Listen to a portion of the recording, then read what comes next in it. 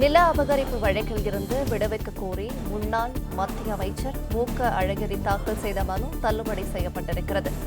மூக்க அழகிரியின் மறு ஆய்வு மனுவை ஏற்க மறுத்து தள்ளுபடி செய்து சென்னை உயர்நீதிமன்றம் உத்தரவு பிறப்பித்திருக்கிறது.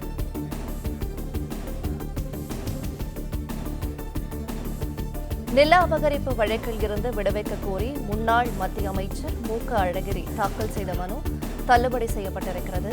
மூக்க அழகிரியின் மறு ஆய்வு மனுவை ஏற்க மறுத்து தள்ளுபடி செய்து சென்னை உயர்நீதிமன்றம் உத்தரவு பிறப்பித்திருக்கிறது.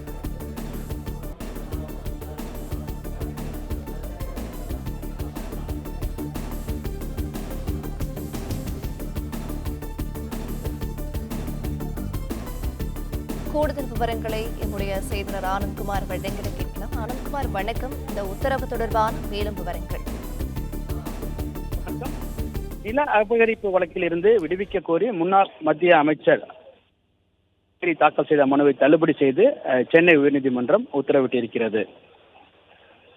மதுரை மாவட்டம் திருமங்கலம் அருகே சிவரக்கோட்டையில் மூக்க அழகிரிக்கு சொந்தமான பொறியியல் கல்லூரி உள்ளது. அந்த கல்லூரியில் இருந்த 44 சென்ட் கோவில் நிலத்தை அபகரித்ததாக மூக்க அழகிரி உள்ளிட்டோர் மீது மதுரை மாவட்ட குற்றப்பிரிவு காவல்துறை புகார் அளிக்கப்பட்டது. இந்த புகாரின் அடிப்படையில் மூக்க அழகிரி, சம்பத்குமார் உட்பட 7 பேருக்கு எதிராக நில அபகரிப்பு தடுப்பு பிரிவு காவல்துறை கடந்த 2012ஆம் ஆண்டு வழக்கு பதிவு செய்தது. இந்த வழக்கில் இருந்து விடுவிக்க கோரி அழகிரி தாக்கல் செய்த மனுவை விசாரித்த மதுரை மாவட்ட நீதிமன்றம் போலி ஆவணங்கள் தயாரித்தது, மோசடி செய்தது தொடர்பான குற்றச்சாட்டுகளில் இருந்து மட்டும் அழகிரி விடுவித்து கடந்த 2021ஆம் ஆண்டு உத்தரவிட்டது.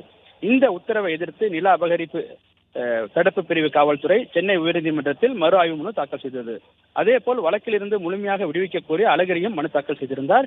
இந்த மனுக்கள் விசாரித்த நீதிபதி பி. வேல்முருகன் நில அபகரிப்பு பிரிவு போலீசார் தாக்கல் செய்த மறு ஆய்வு மனுவை ஏற்று போலி ஆவணங்களை தயாரித்தது, மோசடி செய்ததாக கூறப்படும் குற்றச்சாட்டுகளிலிருந்து அழகிரியை விடுவித்த மதுரை நீதிமன்றம் பிறப்பித்த உத்தரவை ரத்து செய்வதாக உத்தரவிட்டார்.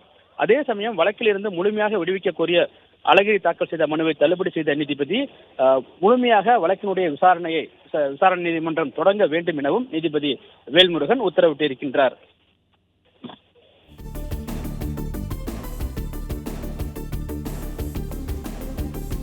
விவரங்களை வழங்கியமைக்கு நன்றி ஆனந்த்குமார்.